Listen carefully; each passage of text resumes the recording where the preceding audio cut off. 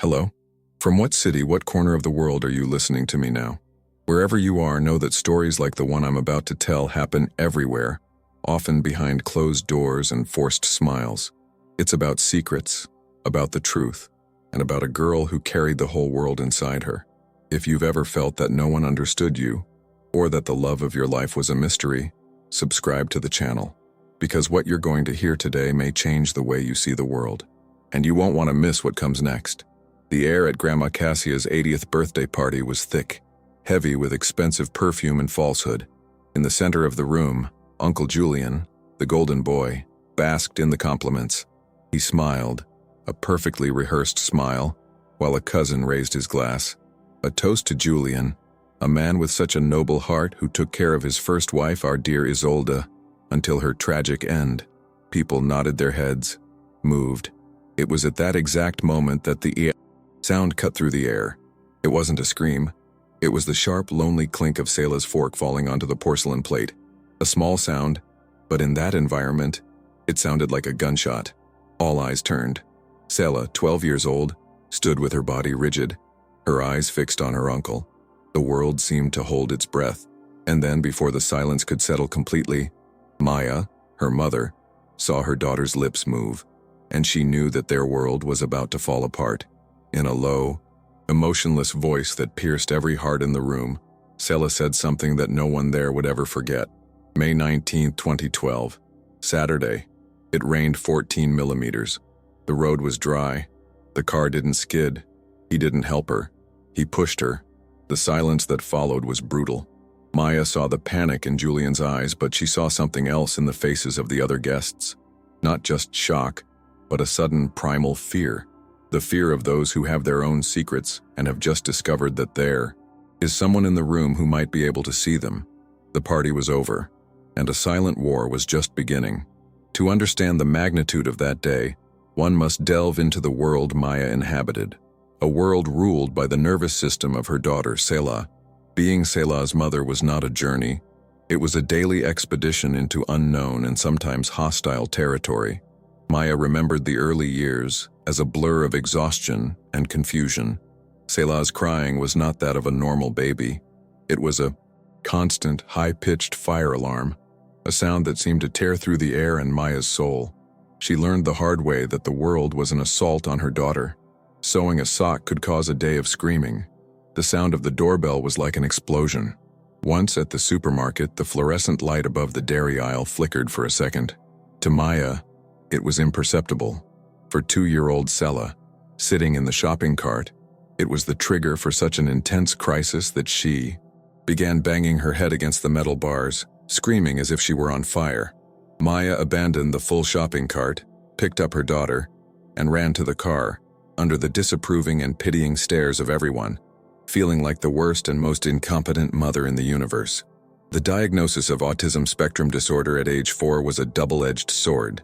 It gave a name to the invisible enemy, but it also stamped a label that society did not know how to read. Selah's memory was the most misunderstood aspect. People called her brilliant, but they did not understand the relentless nature of that ability. It wasn't like remembering a movie. It was like being forced to watch it over and over again with no control. Once, when she was 7, a dog suddenly barked at her in the park. Years later, Maya saw the scene repeat itself. In the middle of a quiet dinner, Selah's eyes widened, her breathing became labored, her body stiffened. She wasn't remembering, she was reliving it. The same fright, the same rush of adrenaline, the same bark echoing in her mind as if it were happening right there, at that very moment. Her mind was a library of perfectly preserved traumas. That's why rituals were her only refuge. Arranging her stones by color, size, and texture wasn't a quirk. It was an act of survival. It was her way of telling her brain, look, here I have control. Here I can create order amid the chaos that bombards me. Maya spent hours watching her, feeling a mixture of admiration for her resilience and deep pain for her imprisonment. She just wanted her daughter to find peace. What she didn't understand yet was that Selah's mind wasn't seeking peace. It was seeking the absolute truth. And that search was about to collide with the comfortable lies of her own family. I thought the biggest challenge was protecting my daughter from the world. Little did I know that soon I would need to protect the world from my daughter's truth. Before finding a safe haven, Maya and her husband, Caspian, were shipwrecked in an ocean of false hope, and each wreckage left a new scar. The pressure began at home. "You need to be tougher, Maya. Children sense when their mother is weak," said her grandmother, Cassia, at a Sunday lunch, as she looked disapprovingly at Sela, who was rocking in a corner of the room. Cassia's voice was soft, but her words were like stones. Driven by guilt, Maya tried. She tried to force Sela to sit at the table, to eat what she didn't want, to stop moving. The result was a night of terror, with Sela having such a violent meltdown that she pulled out a clump of her own hair. Maya locked herself in the bathroom and cried for hours, promising herself she would never again follow the advice of a generation that believed a child's soul could be fixed with discipline. Then came the experts and social media healers. A distant cousin swore that a diet free of casein, gluten, sugar, and food coloring would cure Sela. For 6 months, Maya's kitchen became a laboratory. She spent a fortune on special foods and spent hours preparing meals that Sela barely touched. The girl became more apathetic, more sad, but the sensory challenges remained the same. The last straw came when Maya found her sniffing the packaging of her old cookies. Her eyes filled with a sadness that cut Maya in half. She threw all the special food in the trash that same night. The worst false hope, however, came from aggressive behavioral therapy.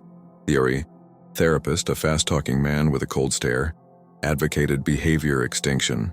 His technique consisted of physically restraining Sela during a crisis until she calmed down from exhaustion. After the first and only session, Sela spent 2 days without uttering a single sound, staring at the wall. She wasn't calmer. She was broken. Maya felt physically sick with herself for allowing it. Each of these failures was a nail in the coffin of her self-esteem as a mother. The pain of seeing her daughter suffer was immense, but the pain of being the cause of that suffering, even if out of ignorance, was unbearable. They thought they were helping, but every piece of bad advice was just another brick in the wall that separated them, a wall that was about to be demolished in the most brutal way possible. Maya's family wasn't bad. They were human, and that was the root of the problem.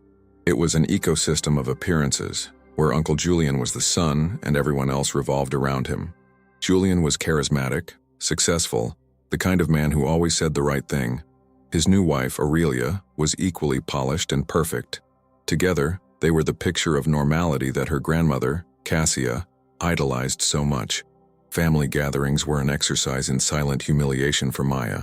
While her cousins ran and laughed, Sela stood in a corner, examining the veins of a leaf with a concentration that isolated her from the rest of the universe. Julian's son is already in a bilingual school. "Such a little genius," Cassia would comment, loud enough for Maya to hear. No one saw that Sela, at 5 years old, had memorized the London subway map just from seeing it once. They didn't value her genius because it didn't look like the genius they knew. The most devastating conflict, however, took place under the same roof.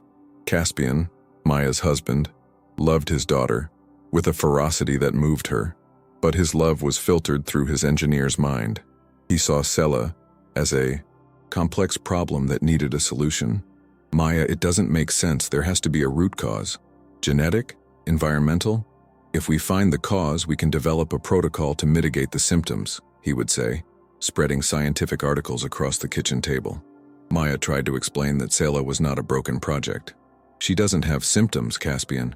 She has a different way of existing," she would argue, exhausted. The argument repeated itself for years. He accused her of being too soft, of creating a bubble for Sela. She accused him of not accepting the daughter they had, of being perpetually in search of an imaginary daughter who might never exist. They were at war, not for lack of love, but because of a fundamental incompatibility of languages. He spoke of logic and data. She spoke of intuition and pain. And Sela lived in the middle of this battlefield, a being of pure truth in a world built on everyone's half-truths. I was fighting on all fronts, alone. But what I didn't know was that help would not come from where I expected, and change would begin not with a scream, but with a whisper. Change didn't come like a bolt of lightning, but like the soft light of dawn, and it had a name, Dr. Eris, recommended by a father on a forgotten online forum. He was a therapist with over 30 years of experience and a silence that was more eloquent than any speech. At the first session, Maya prepared herself for the usual invasive interview. Instead, Dr. Aris ignored the adults. He sat down on the floor at a respectful distance from Selah and took a series of small wooden objects with different textures out of his bag. He didn't say a word. He just started lining them up, slowly, methodically. Selah, who normally treated strangers as if they were invisible, stopped what she was doing. Her eyes followed the doctor's movements. After a long 20 minutes of silence, where the only communication was the soft sound of wood on carpet, Selah stood up, walked over to the objects and moved a cylindrical piece to a different place in the row. Dr. Aris nodded, a minimal gesture of acknowledgement. And that was it. Maya had to stifle a sob. For the first time, someone hadn't tried to take Selah out of her world. They had knocked on the door and asked to come in. Dr. Aris became Selah's sole translator. He explained to Maya and Caspian that rocking was like deep breathing for them, a way to calm a nervous system in a constant state of high alert. The movie quotes she repeated the echolalia weren't random. They were scripts she used to navigate social situations for which she had no words of her own. Her passion for maps was her special interest, a source of joy, predictability, and deep knowledge that should be encouraged, not limited. The silent turning point was this. Maya and Caspian stopped seeing Selah as a set of deficits and began to see her as a human being with a different operating system. Help also came from Selah's grandfather, Maya's father, a quiet man who one day, seeing his granddaughter frustrated because she couldn't describe a smell that bothered her, picked up a piece of paper and began to draw. A flower, a fruit, a shoe. Selah picked up the pencil and drew something that looked like smoke. It was the incense that the neighbor had lit. Her grandfather understood. From that day on, drawing became their secret language. We were learning her language, finding a new kind of happiness in acceptance. But Selah's memory did not forgive or forget, and an old secret, buried under years of fake smiles and social conventions, was about to come to light. With the right tools, the minefield of daily life began to transform into a garden, where small victories bloomed in the most unexpected places. The kitchen became a place of triumph. One morning Maya was on the phone, distracted, while a pot of milk began to boil and spill. Before disaster struck, Selah approached her and handed her the tablet, where she had typed the word fire in large letters. She didn't scream. She didn't panic. She assessed the situation and used the tool she had to communicate the danger. Maya hugged her so tightly that Selah let out a small grunt of protest, but Maya didn't care. It was communication's victory over chaos. The biggest victory with Caspian came on a rainy afternoon. Instead of trying to convince Selah to do something different, he bought a 3,000-piece puzzle of a Van Gogh painting. The starry night, they spent the entire weekend on the living room floor, in almost complete silence, just pointing at the pieces. When they fit the last piece into place, Selah looked up at her father and, for the first time, smiled a genuine, open smile. Then she leaned her head on his shoulder for 3 whole seconds. For Caspian, those 3 seconds redefined his entire concept of connection and love. He finally stopped looking for a cure and started enjoying the daughter he had. Her revenge against the school system came in the form of a history project. The theme was ancient Rome. While the other students presented posters with drawings of the Colosseum, Selah asked to speak. Standing before the class, in her monotone voice, she recited the complete family tree of the Julio-Claudian dynasty, from Julius Caesar to Nero, including each member's date of birth, death, major battles, and political intrigues. When she finished, the teacher and students were speechless. They hadn't understood half of it, but they understood that they were in the presence of an extraordinary mind. The greatest victory of all, however, was a gesture of pure empathy. Maya was having a terrible day and was crying quietly on the couch, believing that Selah was in her room.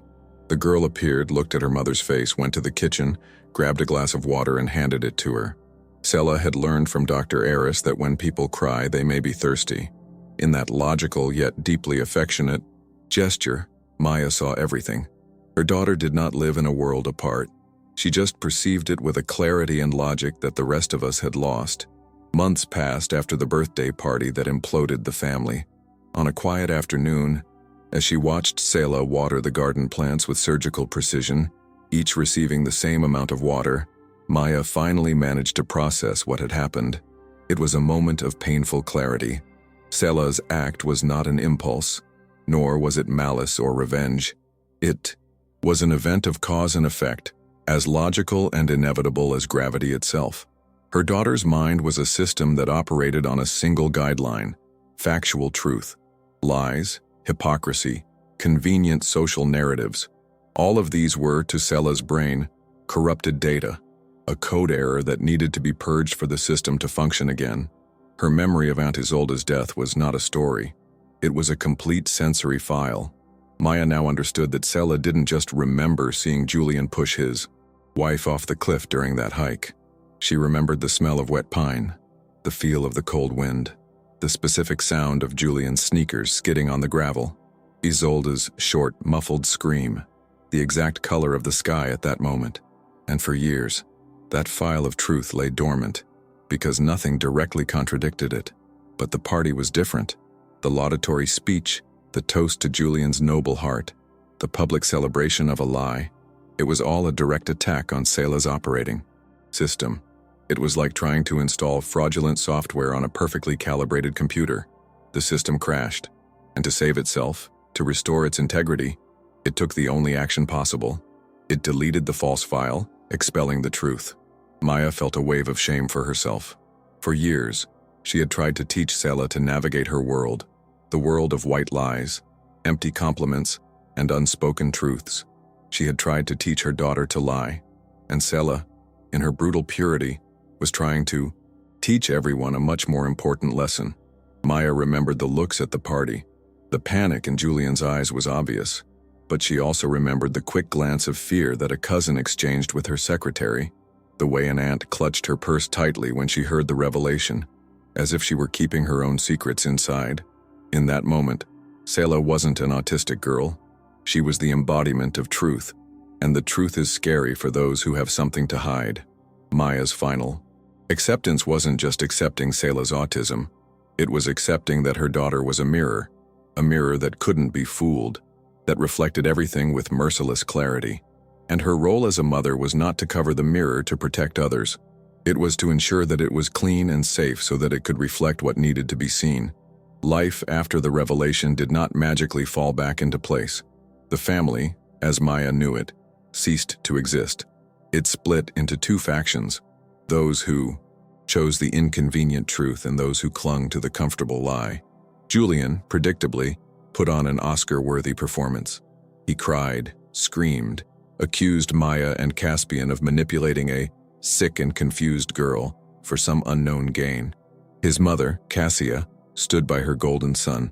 For her, the idea of a perfect son was more important than the truth of an imperfect granddaughter. The phone calls stopped. The Christmas invitations didn't arrive. There was mourning, not for the family that was gone, but for the illusion of family that Maya realized she never had. However, from the ashes of that false family structure, a new and resilient fortress was built. The crisis solidified Maya and Caspian's marriage. Caspian's denial evaporated in the face of the cold, hard truth. He saw his daughter's courage and his wife's strength, and became the protector they always needed him to be. The revenge against Julian did not come from a courtroom, but from the poison he himself had created. The seed of doubt had been planted. He would never again be seen as the hero. In every glance, in every silence, he would feel the question, is it true? He was condemned to a life of appearances, always looking over his shoulder, fearing what else the silent girl might remember. Happiness for Maya, Caspian, and Selah's new family was not the absence of pain, but the presence of authenticity. Their tribe had shrunk, but it had become infinitely stronger. It consisted of Dr. Aries, the grandfather, with his colored pencils, and two other couples with neurodivergent children who understood their struggle without needing explanations. Selah continued to be Selah. She still had days when the world was too loud, but now she had an unshakable safe haven. She had parents who not only loved her but who saw her, heard her, and above all, believed in her. Hope was no longer pinned on a future where Selah would fit into the world. Hope was in the present, in the peace of a home where no one needed to wear masks anymore, in the beauty of a puzzle assembled in silence, in the courage to be a real family, even if that meant being different from all the others. Not all truths are spoken aloud, but the purest ones sometimes just need the right silence to be heard. True love does not force, does not mold, does not demand. True love learns to listen to the language of the soul. If this story touched you in any way, if you have ever felt invisible or know someone who struggles to be heard, like this video, leave a comment, and subscribe to the channel. Your sharing may be the validation that someone somewhere desperately needs to hear today, because in the end, we all just want someone to believe our truth.